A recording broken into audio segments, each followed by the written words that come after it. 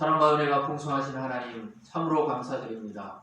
오늘도 귀하고 복된 주일을 허락하여 주시고 하나님 우리의 건강과 믿음을 허락해 주셔서 오늘도 이 자리에 나와 함께 예배 드릴 수 있도록 인도하여 주심에 감사드립니다. 아버지 하나님, 하루하루 살아가는 것이 기적이고 또 하루하루 우리의 생명이 유지되는 것이 기적임을 우리가 날마다 깨닫게 도와 주시옵소서. 특별히 흩어져 있는 많은 성도들 가운데도 주님 말씀을 통해 힘을 얻게 도와주시고 일어서게 도와주시고 또 본인이 고민하고 오랫동안 또 풀리지 않았던 문제들이 말씀을 통해 해결되는 놀라운 은혜가 있도록 주님 축복하여 주시옵소서. 특별히 어린아이들에게 하나님의 복이 임하게 도와주시고 가장 어린 나이 때부터 하나님을 알고 고백되는 그런 어린아이들 될 수 있도록 축복하여 주시옵소서. 특별히 가정의 달을 맞이해서 온 성도들의 가족마다 또 가정마다 하나님이 주시는 축복으로 충만한 한 달이 될 수 있도록 주님 역사하여 주시옵소서. 감사드리며 예수님 이름으로 기도드리옵나이다. 아멘. 네, 오늘 말씀을 중심으로 구원의 긴박성과 인간의 미련함이라는 제목으로 말씀을 증가하겠습니다. 여러분, 온 교회가 이번 5월 첫 주일은 어린이 주일로 지킵니다. 그리고 둘째 주는 또 어버이 주일로 지키고 그렇게 5월달 전체가 가정의 달로 이렇게 교회마다 그렇게 지킵니다. 요즘에는 매일매일이 사실 어린이날이랑 마찬가지죠. 예전에는 참 제가 어렸을 때만 해도 저도 이제 라떼가 됐습니다. 라떼 가면 알죠? 이제 꼰대라고 이렇게 부른단 말이에요. 이제 애도 있고 막 이러다 보니까 내가 옛날에 이러면 청년들은 아이 목사님도 이제 라떼네요. 라떼 이러면서 내 때는 어땠다 이런 걸 라떼라 그러는데 참 저도 아직도 어린아이 같은데 사실 저희 예배 드릴 때도 양쪽에 부모님 다 계시지만 그 부모님 앞에 서면은 목사든지 대통령이든지 누가 됐든지 그 어린아이 같은 마음이기 때문에 늘 어린아이 같은데 어느 날 보니까 이 덩치 큰 애가 있고 막 이러더란 말이에요. 또 작은 애도 있고. 그러니까 이 전부 어른이 돼버렸어요. 그런데 어린이 주일을 맞이해서 우리가 주님 앞에 서면은 누구나 다 어린아이입니다. 그래서 우리가 하나님 아버지 이렇게 외치는데요. 모든 인류가 하나님 앞에는 어린이입니다. 그래서 어린이 주일을 지키면서 어린이들만 축복하는 게 아니고 하나님이 이미 어른이 되어버린 여러분에게도 어린이처럼 축복을 주실 줄 믿습니다. 아멘.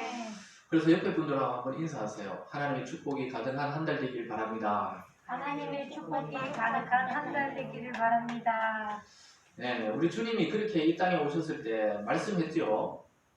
천국이 어떤 사람이 천국 갑니까? 이러니까 예수님이 어린아이 하나를 불러다가 이런 어린아이 같은 자라야 천국에서 합당한 자다. 이 말은 어린아이 같이 순수하고 또 순결하고 하나님 말씀을 순종하는 그런 사람이 천국에 합당하다. 그렇게 말씀하셨습니다. 참 요즘에 뉴스를 보면은 그런데 어린아이들이 굉장히 불행한 사건들이 많이 일어나고 있어요. 예전에 상상도 못했던 그 부모가 아이들을 그렇게 학대해서 죽이기도 하고 던지기도 하고 이 상상도 못할 일들이 일어나는데 참 이 성경에 나와 있듯이 이 말세를 달려가고 있구나 이런 생각을 해봅니다. 예전에는 참 불효자식이 부모를 죽이는 사건은 가끔 참 충격적으로 나오지만 이 부모가 자식을 그것도 엄마가 아이를 그런 경우는 참 드물었던 것 같아요.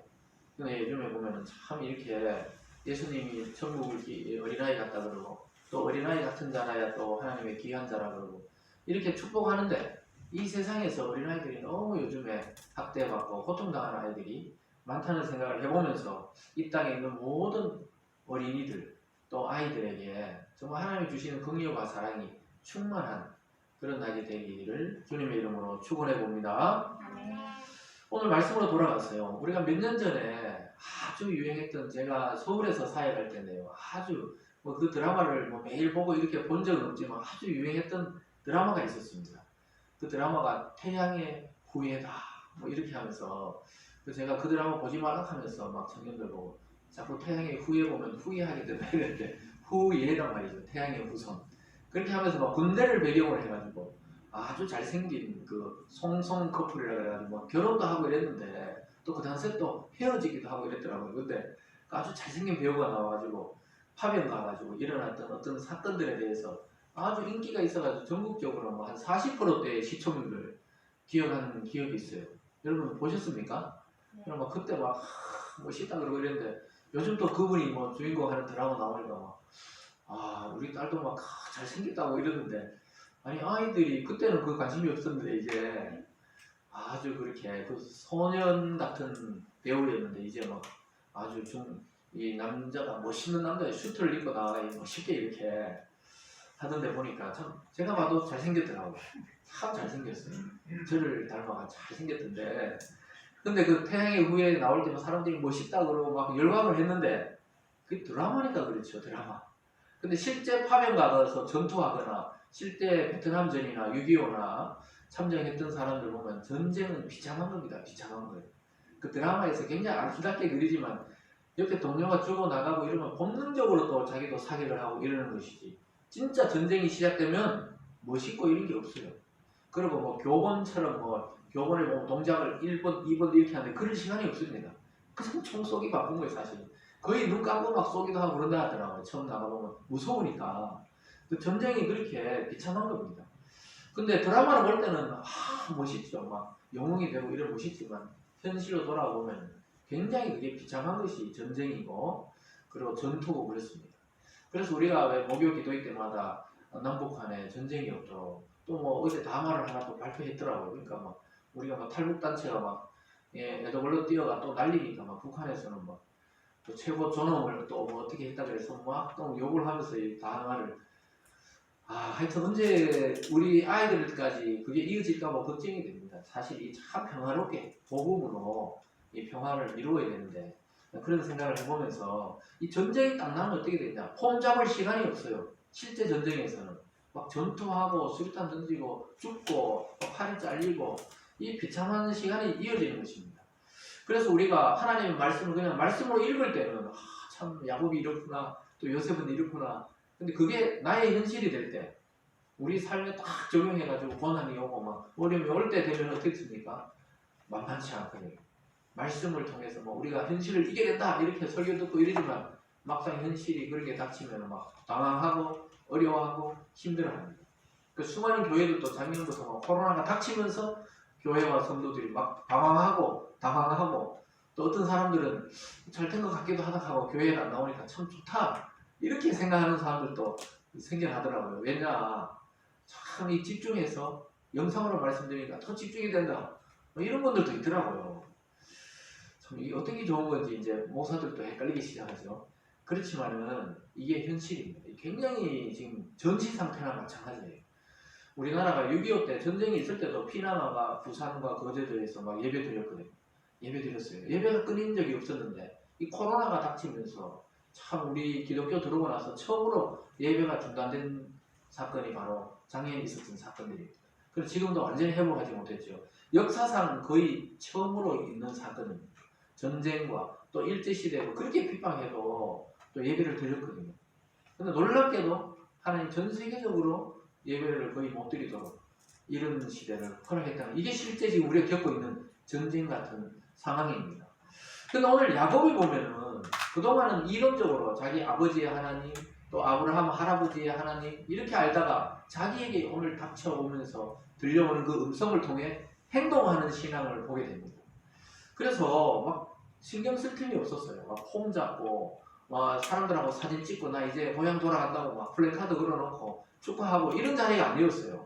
자기 외삼촌 라반이 알까봐 몰래 오늘 자기 가족들과 자기 그 가축들만 데리고 싹 도망가는 그런 장면이에요.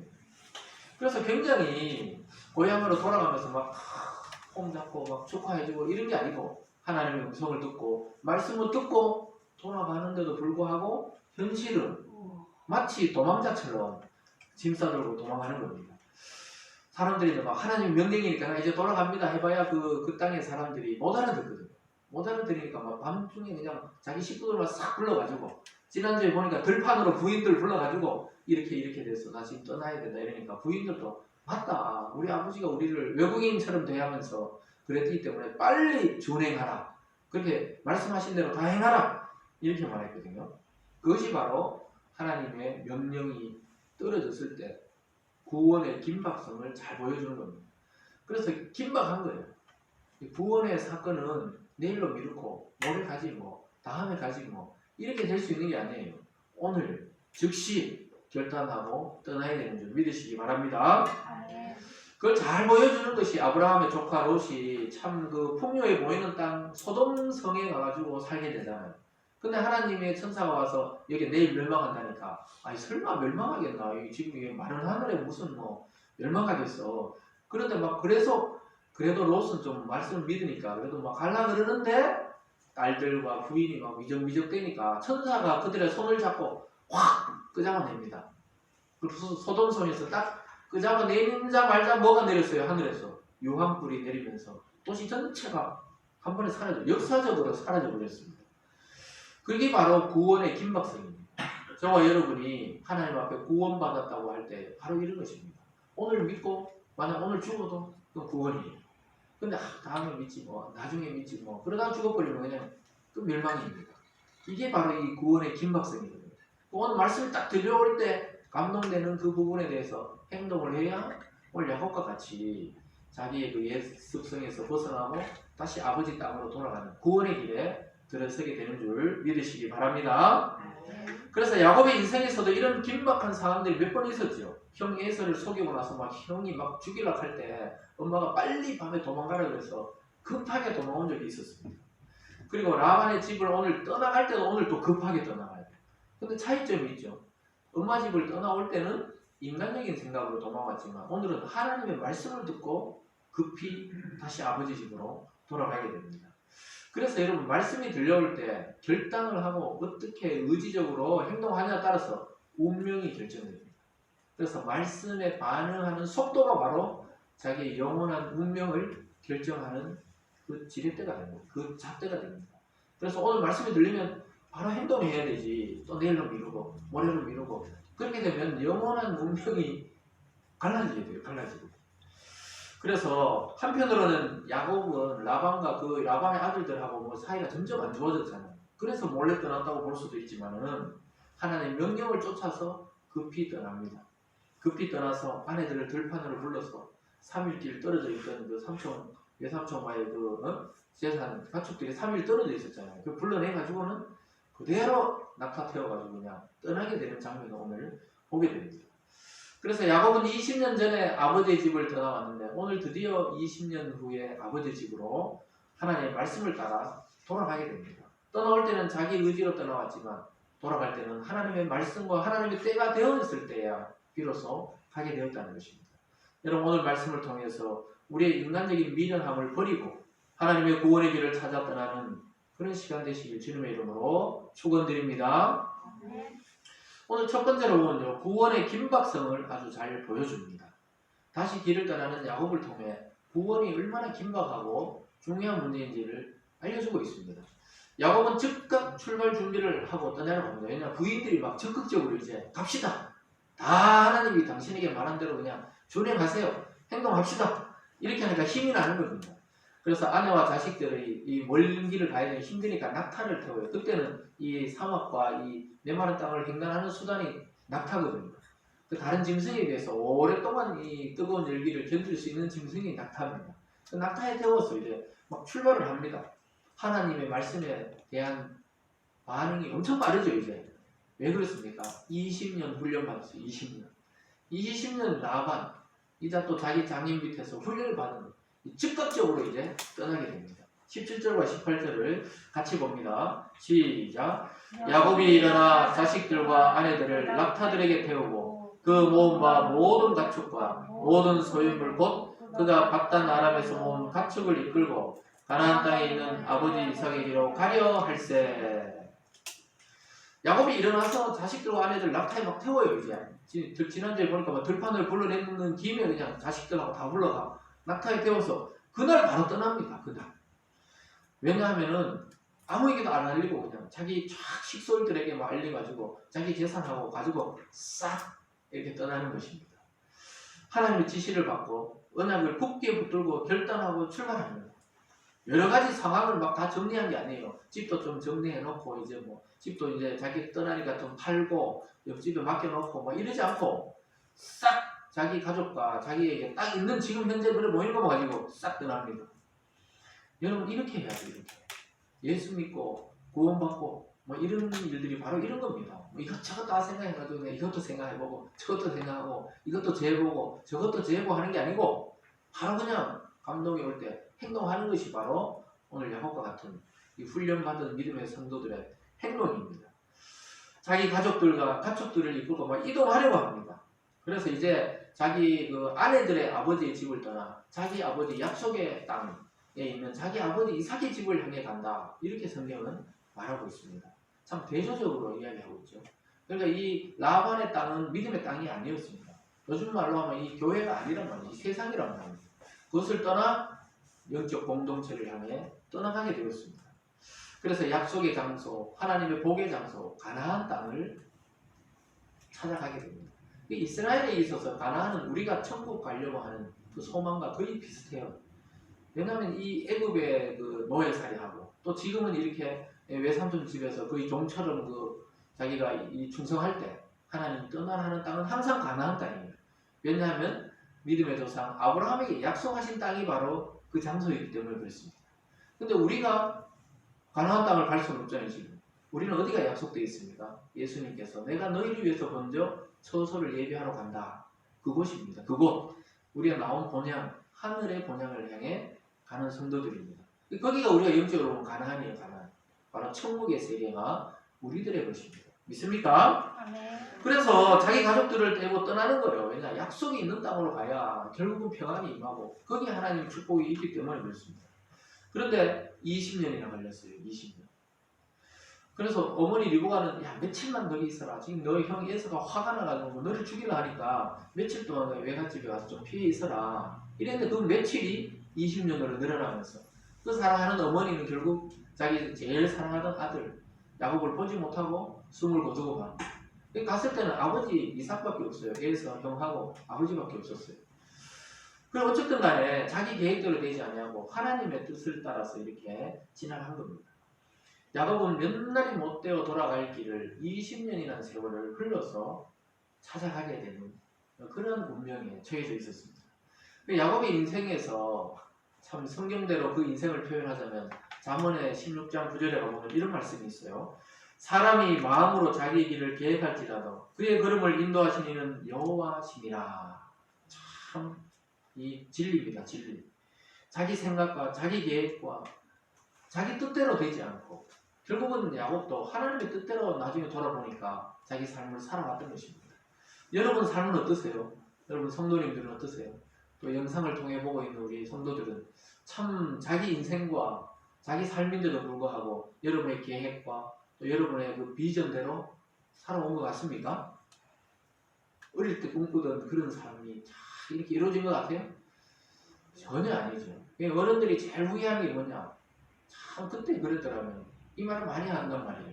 누구나 후회가 남거든요. 근데 오늘 성경을 통해 볼 때 후회하지 말라는 거예요. 왜냐하면 우리가 마음으로 계획했을지라도 그 걸음, 인간의 발걸음을 인도하고 삶을 인도하는 것은 하나님이라고 말씀하고 있습니다. 그래서 그걸 믿어버려야 후회가 없고 미련이 없고 아니면 막 과거가 너무너무 후회되고 내가 그때 그랬어야 되는데 막 이런 것 때문에 과거가 발목 잡으면 안 돼요. 이제 다 끊어버리고 하나님이 훈련시키려고 그런 상황과 환경과 그런 가정과 그런 삶을 살게 하셨다고 믿고 믿음으로 나가시기 바랍니다. 아멘. 그래야 돼요. 아니면 해석이 안 돼요. 저도 뭐 오래 안 살았어도 몇 가지를 이렇게 생각해보면 그때 왜 그랬을까? 야 그때 그러지 말았어야 되는데 여러 가지가 있어요. 근데 그거 다 생각하다 보면은 밤에 잠을 못 자요. 그래서 빨리 그냥 하나님께 맡기고 하나님 지금 여기 세우려고 이렇게 하셨구나. 이걸 믿음으로 받아야 하는 것입니다. 그래서 야곱은 20년 세월 동안 헛수고한 것이 아닙니다. 하나님의 훈련 과정 속에 있었습니다. 하나님의 명령에 즉각적으로 반응하는 순종하는 사람 만들려고 20년 동안 라반 외삼촌에게 충성하게 했던 것입니다.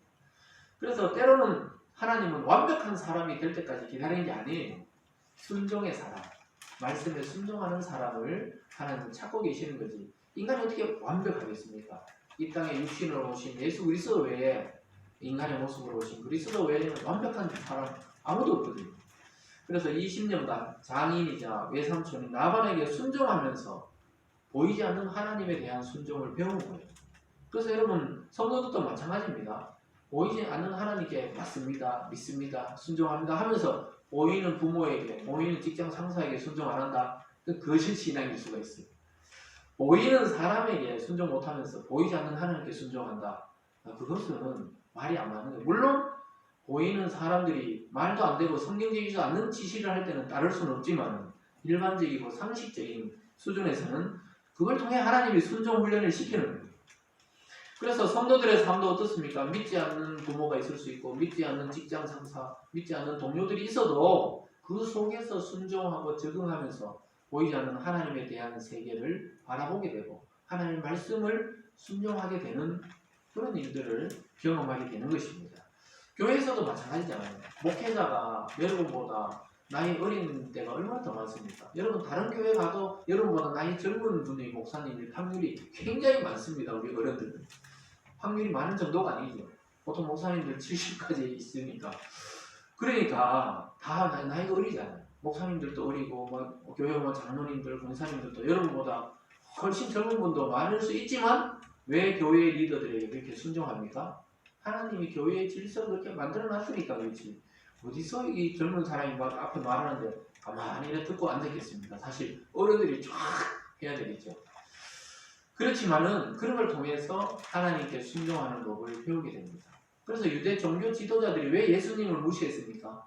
30살밖에 안 되는 이 청년이 어디 갈릴리 시골에서 학교도 안 다니다가 올라와가지고 자기가 하나님의 아들이라 그러고 막 말씀 막 전가하고 막 기적을 베풀고 이러니까 유대 종교 지도자들 막 수염 이마에는 랍비들이 어떻게 그 메시아로 맞이하고 대우할 수 있었겠어요?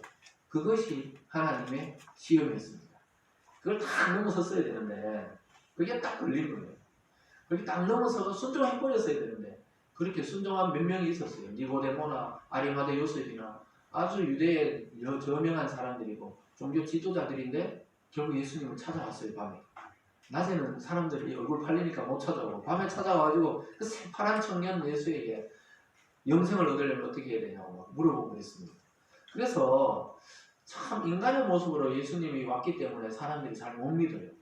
그러나 하나님은 그런 인간의 모습으로 오신 그리스도께 순종하는 것이 곧 나에게 순종하는 거라고 말씀하고 있습니다. 오늘도 마찬가지입니다. 앞에 서 있는 저 인간 목사를 보고 참 말씀에 순종하기 힘들죠. 그러나 하나님이 세운 사람이라 생각하면 그 말씀이 전부 하나님의 말씀으로 음성으로 들리는 은혜가 있는 줄 믿습니다. 그래서 야곱은 긴 세월 동안 자기의 삶 속에서 하나님의 말씀에 즉각 순종하는 것을 배웠습니다. 오늘 야곱의 모습은 20년 전에 들판에서 만난 하나님의 언약을 다시 듣고 깨닫고 즉시 나온 행동입니다. 그러니까 20년 전의 말씀을 그대로 20년 후에 네가 서원하지 않았느냐. 하나님이 지난 시간에 네가 돌을 세워놓고 그렇게 서원하고 나에게 돌아오면 예배하겠다고 하지 않았느냐. 이제 돌아가라. 이 말씀을 딱 듣는 거예요. 그러니까 막 20년이 하루같이 느껴지는 겁니다. 어제 말씀 들은 것처럼 하나님이 음성으로 말씀하니까 바로 출발할 수가 있었던 겁니다. 그래서 여러분 새로운 말씀에 순종하는 게 아니에요. 20년 전에 들은 말씀, 여러분이 처음 은혜 받았던 말씀, 또 저 같으면 아주 어릴 때 유치부 또 초등부에서 들었던 그 말씀을 지금도 듣고 있는 겁니다. 그래서 성경의 말씀은 이 수천 년이 지났지만 그 말씀을 믿고 순종하는 자에게는 오늘 하나님의 음성으로 들려지게 되는 아주 놀라운 책이고 놀라운 말씀입니다. 그래서 구원을 내일로 미루지 마세요. 여러분 친구하고 약속은 내일로 미룰 수 있습니다. 그러나 구원은 내일로 미루면 안 돼요. 오늘 집에 가다 돌아가시면 어떻게 하려고 해요? 오늘 믿어야 됩니다. 있습니까? 지금 즉시 오늘 바로 일어나야 됩니다. 긴박성을 가지고 좀 살아야 돼요. 늘 긴장하는 건 아니지만 우리가 언제까지 이 땅에 영원히 살 것처럼 사람들은 자꾸 사는데 그러지 않다는 거예요. 참 이번 주에 뉴스 중에 참 가슴 아픈 사연이 있었죠. 그 청년이 그냥 한강변에 그냥 친구랑 의대를 다니더라고요. 뭐 의대 다니니까 종기하고 뭐 의대 안 다니니까 종기 안 하고 이건 아니지만 그렇게 공부하기까지 얼마나 열심히 했겠어요.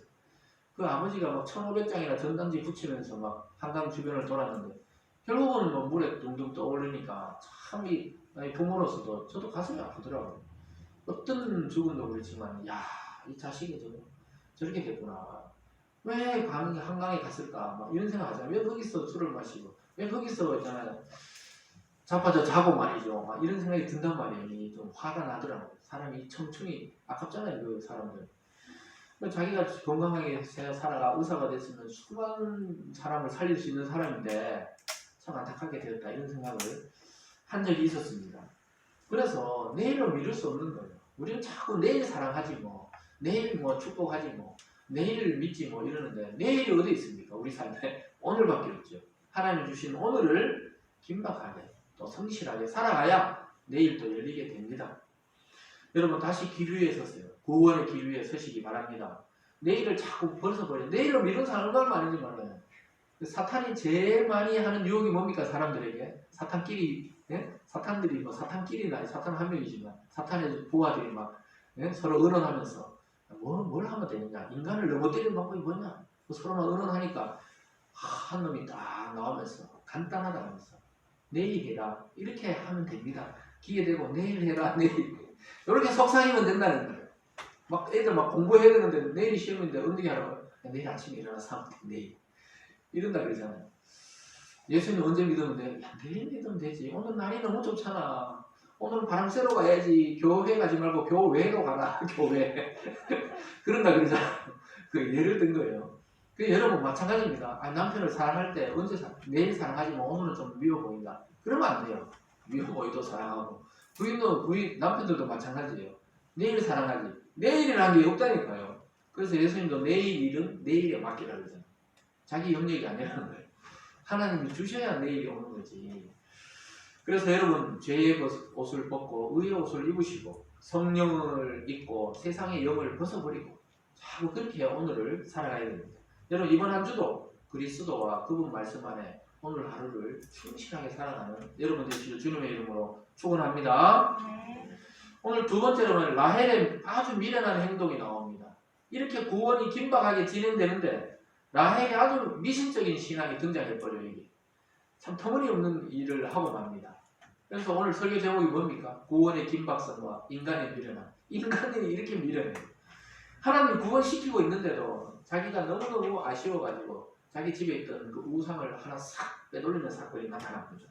이것이 바로 우리 마음속에 못내 포기하지 못하는 것이 있다 이 말입니다. 인간은 참 하나님 믿으면서도 끝까지 포기하지 못하는 뭔가 있어요. 자기 마음속에 뭐가 있단 말입니다. 그걸 미련이라는 거죠. 미련이라는 말을 사전적으로 보면 누가 봐도 저거 말이 안 되는데 터무니없이 고집을 피우는 그런 상황을 미련하다 그래요. 참 우리가 그러잖아요. 저 사람 미련하다 그럴 때 누가 봐도 그 길로 가면 안 되는데 그 길 갈 때 미련하다 가듯이. 근데 그 길을 걷는 사람은 안 보이거든요. 거기 있었는 사람 안 보이거든요. 자기가 거기 앉아서 거기서 같이 친구랑 술을 마시고 뭐 이야기하는 순간까지 자기의 죽음이 다가오리라고 생각 못했을 거 아니에요. 그런 게 우리가 볼 때는 지나온 미련한데 참 그 당시에는 그게 안 보인다는 거예요. 그런데 그 미련함이 깊어지면 뭐가 됩니까? 그 사건이나 그 물건이 우상이 돼버립니다. 미련하게 돈을 버는 분들이 있어요. 미련하게. 자기 몸이 상해가면서까지. 결국은 어떻게 됩니까? 수조 원의 돈을 남겨놓고는 죽어버려요. 그래서 이번에 우리나라에서 막 역사상 제일 많은 재산세를 지금 내게 생겼잖아요. 다 그냥 나라에 바친다 그러더라고요. 미술품도 바치고. 그분이 그냥 살아있어서 짜장면이라도 한 그릇 먹었어야 되는데 그 돈을 다 남겨놓고 그냥 아무것도 못 먹고 그냥 병원에 6년 누워있다가 돌아가셨잖아요. 남의 돈 된다고 성경이 이야기했잖아요. 성경이 솔로몬이 잠언에서 얘기했잖아요. 남의 돈 된다고. 써야 자기게 됩니다. 써야 자기게 돼요. 그런데 우상도 그래요. 우상을 그냥 없다 생각하면 되는데 자꾸 미련을 두면 그게 하나님 자리를 차지해버리거든요. 그럼 그게 우상이 됩니다. 이것만큼은 있어야 되겠다. 이런 거 있죠. 이것만큼 내가 예수님 믿고 교회도 다니지만 나 이거는 포기 못한다. 하나님 그거 포기할 때까지 계속 몰아붙입니다. 그래서 순간순간 우리도 이 미련함에서 못 벗어나요. 젊은이들이 제일 집착할 수 있는 게 뭡니까? 좋은 직장, 또 좋은 자매를 만나가, 또 좋은 가정을 만들고, 좋은 집을, 요즘에는 집이 없어도 좋은 차를 타자. 대구 시내도 아주 좋은 차 많더라고요. 어제 막 우주선 같은 차 한 대 봤습니다. 지나가다가. 깜짝 놀랐어요. 차가 백 밀어도 잘 안 보여요. 너무 납작해가지고 이렇게. 하얀 차인데 이게 뭔지 모르겠어요. 그게 뭐 람보 르긴인지 모르겠는데 하얀 차인데 제가 요 교회에서 이제 딱 퇴근한다고 이래 가는데 저 야외음악당으로 차가 사오러 가는데 안 보이더라고요. 이 백미러가 안 보이던 어느 차가 나타났어요. 보니까 와 그 길인데